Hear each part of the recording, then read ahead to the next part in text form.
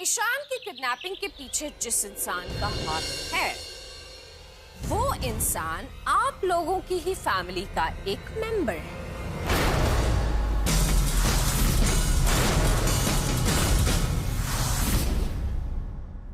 वो है ये मिस्टर मनोहर सरना।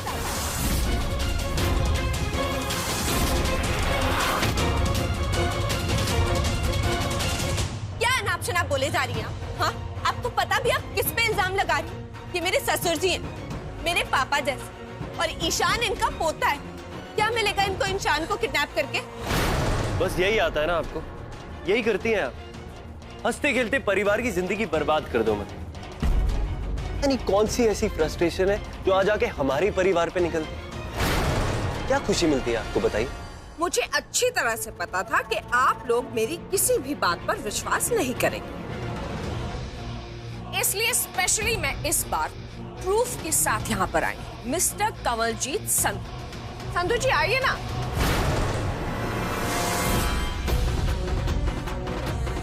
ये है मिस्टर कंवलजीत संधू, इस शहर के बहुत बड़े रईस, माने हुए बिजनेसमैन। अरे लीला, तू भी तो इनको जानती होगी ना, काफी बड़े बिजनेसमैन है ये। इनके अपने तो काफी बिजनेस हैं ही, लेकिन ये साथ ही एक और काम भी करते हैं। ये बैंक करप्ट कंपनीज को लोन देते हैं, उनसे उनके शेयर्स खरीदते हैं और उन्हें बचाते हैं। अब आप लोग इनकी बात तो मानेंगे ही ना। तो मिस्टर संधू, आप बताइए, ईशान की किडनैपिंग के पीछे आपका हाथ था क्या नहीं? अनीता जी बिल्कुल ठीक कह रही हैं।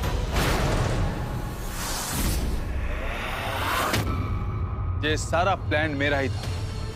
मैं एक बिजनेसमैन हूं, गिव एंड टेक मेरी पॉलिसी है, लेकिन जो लोग मेरा फायदा उठाते हैं, मुझे धोखा देते हैं और मेरा पैसा वापस नहीं करते, मैं उनके साथ ऐसे ही हथकंडे अपनाता हूं।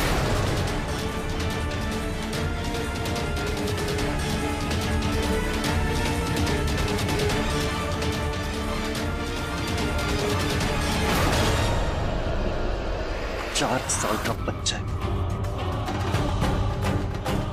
उसे किडनैप कर फैमिली से दूर करना, उसकी लाइफ के साथ रिस्क लेना, ऐसे नुकसान की भरपाई करेगा, खुद को बहुत बड़ा बिजनेसमैन होगा। ईशान को नुकसान पहुंचाने का इरादा नहीं था मेरा। सोचो, अगर मैं ईशान को मारना चाहता तो फिर मैं उस बम के बारे में तुम लोगों को बताता क्यों? अरे मैं तो इस मनोहर सरना को एक सबक सिखाना चाहता था, इसे बताना चाहता था कि ये मुझे हल्के में ना ले। एक नंबर का बेईमान, धोखेबाज और मक्कार आदमी है ये। तमीज से बात कर, कुछ भी बकवास नहीं, बिल्कुल हकीकत है ये, हकीकत। क्यों मनोहर सरना, बता दो तुम्हारी असलियत सबको। ये आदमी एकदम कंगाल है, कंगाल।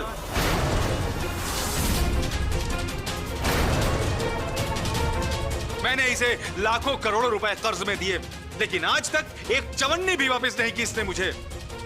मैंने इसे कितनी बार मांगा, मोहलत दे देकर मैं थक गया, लेकिन इसके कानों पर जूं तक नहीं रेंगी। मैंने इसको अंत में धमकियां भी दी। जब मेरी धमकियों का भी इस पर कोई असर नहीं हुआ, तो मजबूर होकर मुझे ईशान को किडनैप करवाना पड़ा।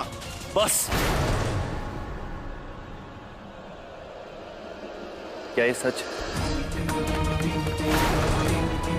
ऑफ कोर्स ये सब कुछ सच है। ये सब कुछ अगर सच नहीं होता तो बेचारे मनोहर जी ऐसे सर झुका के थोड़ी खड़े रहते, कुछ ना कुछ तो बोलते ना।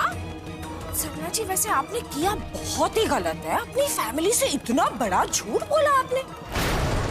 अब आप कंगाल हो चुके हो, बैंकरप्ट हो चुके हो, आप लोगों को सड़क पे फेंक दिया जाएगा, भिखारी हो जाएंगे ये लोग, तो पूरी दुनिया को तो ऑब्वियसली पता चल जाएगा ना कि आप कंगाल हो। एक्चुअली ना, आई डोंट थिंक कि सिर्फ मनोहर जी को सारा ब्लेम करना चाहिए, क्योंकि पहले तो सब कुछ ठीक ही चल रहा था ना। ये तो जब से आई थिंक ये लड़की इस घर में ब्याह के आई है ना, कुछ ना कुछ गड़बड़ होती जा रही है। वो क्या कहते हैं उसे, अपशगुनी। हाँ, अपशगुनी है ये लड़की।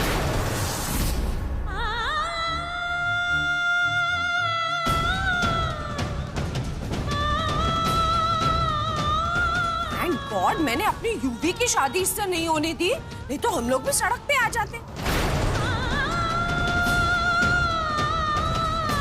अपशगुनी कहीं। जी बस बंद कर अपना ये बकवास। सबसे पहले ये बता, तेरी हिम्मत कैसे हुई इस घर में कदम रखने की?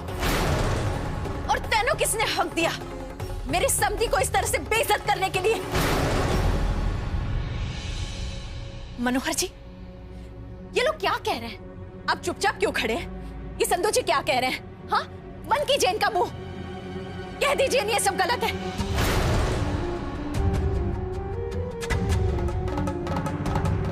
लीला, जब सच सामने आता है ना तो झूठ मुंह से निकल ही नहीं पाता, इसलिए बेचारे चुप खड़े हैं यार। Anyways, मनोहर जी को तो शौक लगा हुआ है, आई अंडरस्टैंड, पर मुझे ना सबसे ज्यादा टेंशन तेरी हो रही है। तूने याद है कितने जोश में मेरे से कहा था, चैलेंज किया था कि मैं अपनी बेटी की शादी इस शहर के सबसे रईस खानदान में करूंगी। और तेरे समधी बेचारे कितने फक्कड़ टाइप निकले यार। और ये लड़की ट्विंकल, मुझे तो इस पे तरस आ रहा है बेचारी। इसकी अपनी माँ ने बिना सोचे समझे कंगालों के घर में इसका रिश्ता कर दिया। How sad. The best part in this is कि मुझे कुछ करना ही नहीं पड़ा। तूने खुद अपने हाथों से अपनी बेटी की जिंदगी को बर्बाद कर दिया। मैं किसी की जिंदगी बर्बाद नहीं होने दूंगा।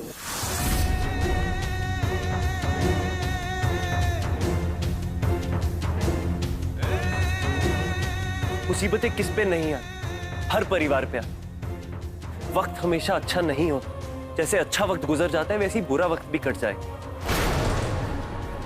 हमें एक साथ मिलकर इसका सामना करना पड़ेगा।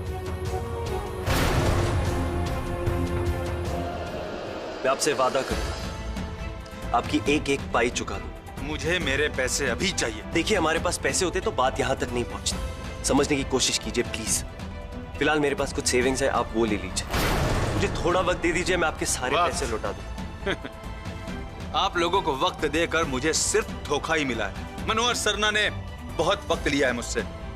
Mister Sandhu, I assure you, आपके पैसे आपको वापस मिल जाएंगे। इतनी मिन्नत कर रहे हो तो मैं तुम्हें थोड़ा वक्त देता हूं, but let me tell you, this is your last chance. अगर मुझे धोखा देने की कोशिश की या मेरे पैसे वक्त पर नहीं लौटाए तो एक बात याद रखो, इस बार गाज तुम्हारी पत्नी पर गिरेगी।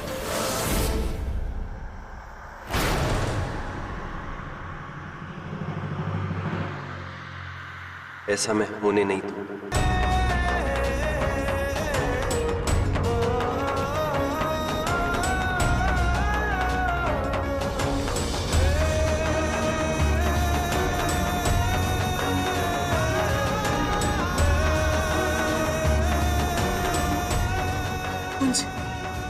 कुंज, ये सब तू करेगा कैसे? जो पैसे तू देने वाला है वो तो इतने सालों से तूने जमा किए हैं अपनी हायर स्टडीज के लिए। तेरा ऑक्सफोर्ड यूनिवर्सिटी में पढ़ने का सपना था ना, अगर ये पैसे तू दे देगा तो तेरे सपने का क्या होगा? कितनी मेहनत की थी तूने। हाँ माँ, मैं ऑक्सफोर्ड जाना चाहता था ताकि मेरी पढ़ाई हमारे फैमिली बिजनेस में हमारी मदद करे। एजुकेशन ना से कम से कम इकट्ठे किए हुए पैसे ही से हमारे परिवार को भी मेरी जरूरत है।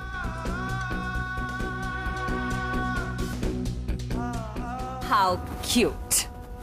कितना प्यारा बच्चा है कुंज। हाँ, पर कुंज, मेरी एक बात समझ में नहीं आ रही है। तूने इतना बड़ा प्रॉमिस तो कर दिया, लेकिन तू इतना सारा पैसा लाएगा कहां से? आफ्टर ऑल बेटा, सिर्फ बातें करने से वादे पूरे नहीं होते ना। अरे लीला, तू साइलेंट मोड पे क्यों खड़ी है? ओह, आई अंडरस्टैंड। तुझे समझ नहीं आ रहा होगा ना कि तेरे साथ ये सब कुछ क्या हो रहा है और क्यों हो रहा है। अब कल तक तो जिस दामाद के इतने गुणगान करती फिरती थी, वही दामाद तेरा बिल्कुल फक्कड़ निकला।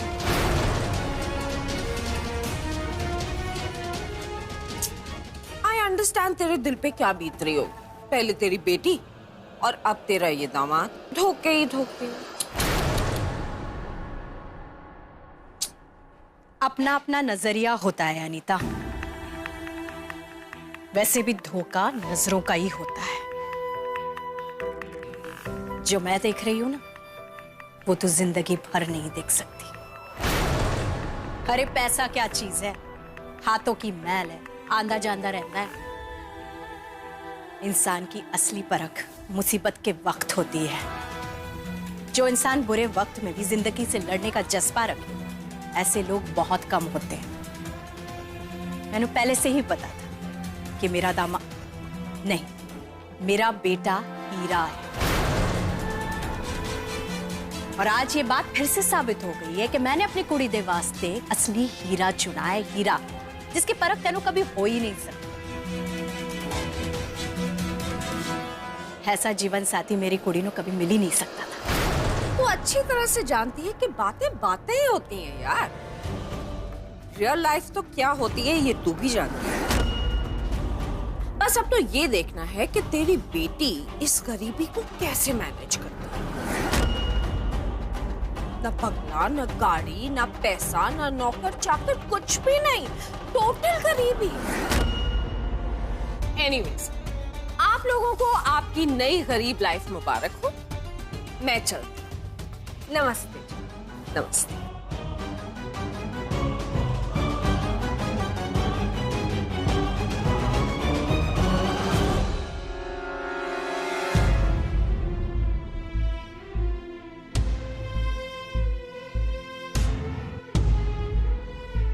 कुंज पुत्र,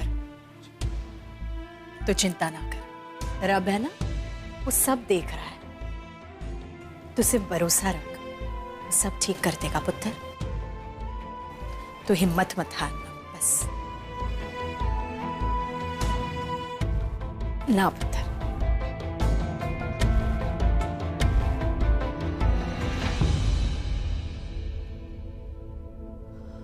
रमन, अब हमें भी चलना चाहिए। जी मैडम। उषा जी, मनोज जी,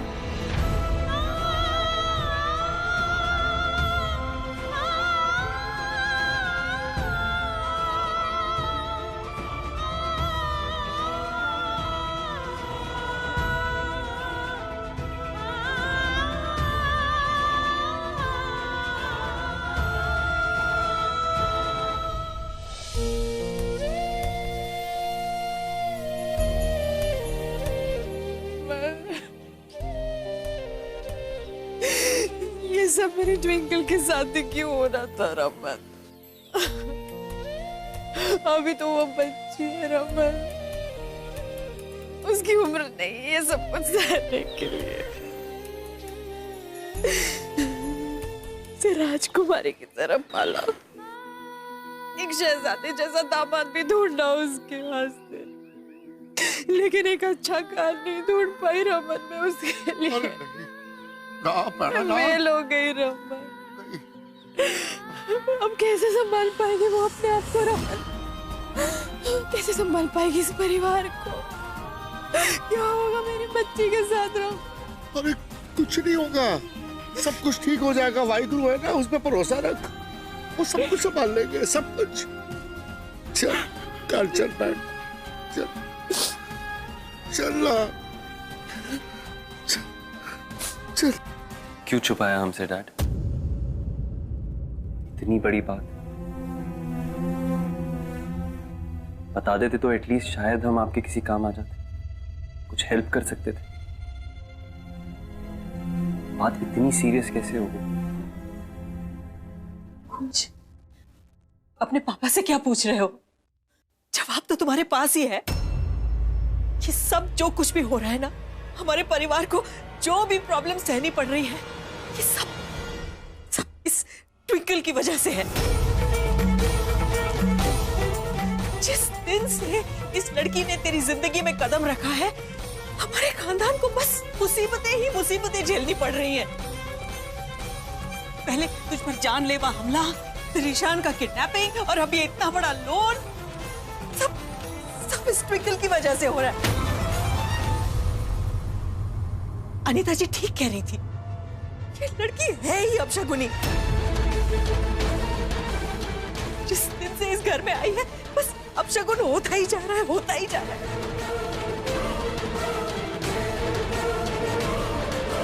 माँ प्लीज, कैसी बातें कर रही हैं आप? ये सब दकियानूसी बातें।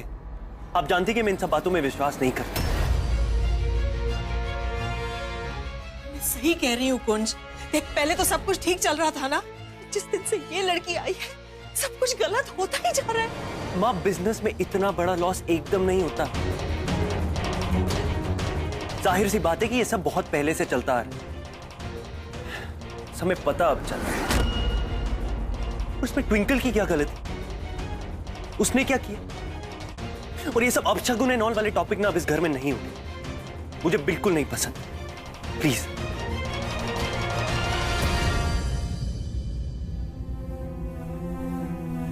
पापा, आप चुप क्यों हैं? प्लीज कुछ तो बोलिए। आपकी खामोशी हम सबको परेशान कर रही। आपको ये सब अकेले नहीं सहना पड़ता डैड। शराब कुंज!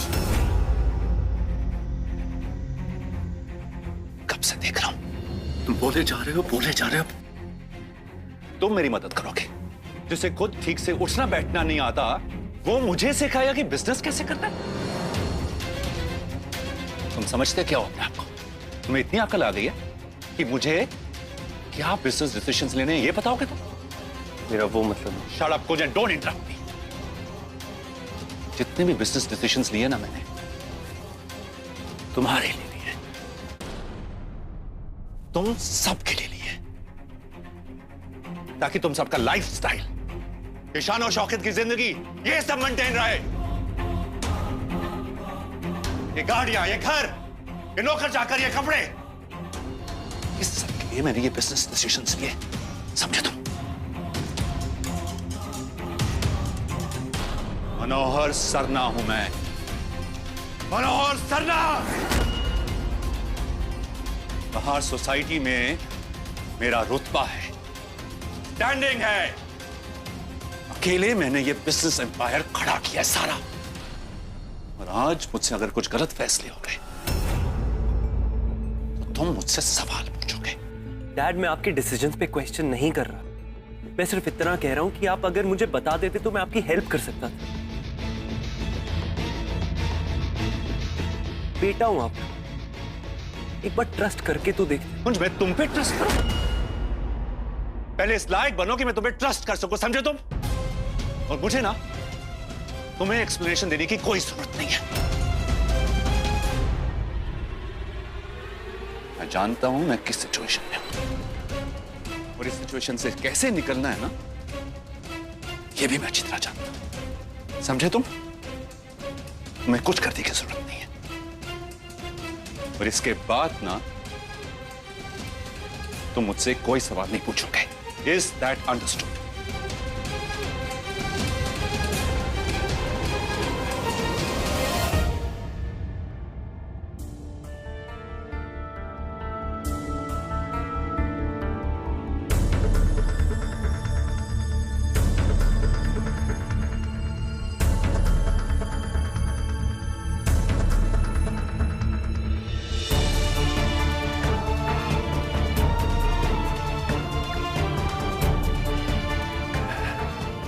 मुझे अकेला छोड़ दो प्लीज।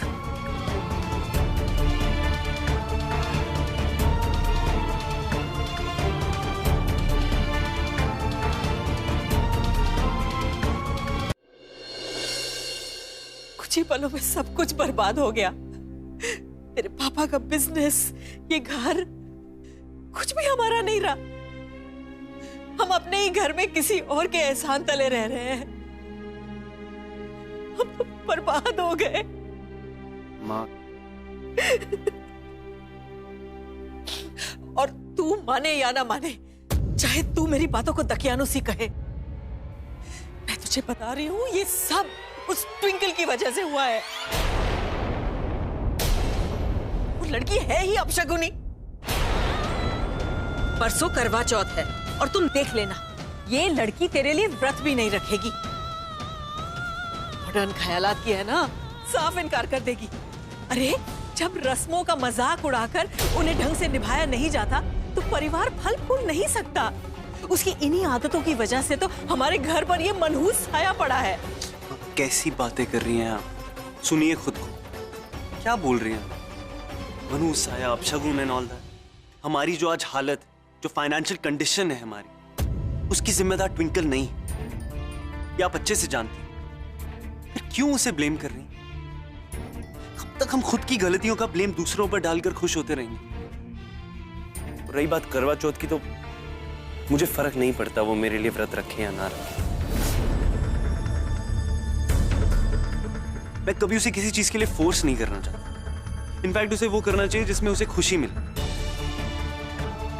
और प्लीज ये अनाप शनाप बोलना बंद कीजिए। और भी बहुत स्ट्रेस है इस घर में, उसे और मत बढ़ाइए प्लीज।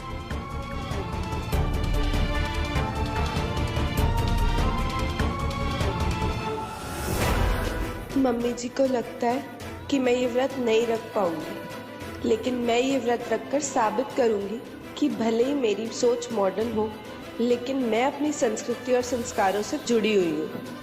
मैं अपने पति के लिए करवा चौथ का व्रत जरूर रखूंगी, चाहे वो मेरे लिए कितना ही मुश्किल क्यों ना हो।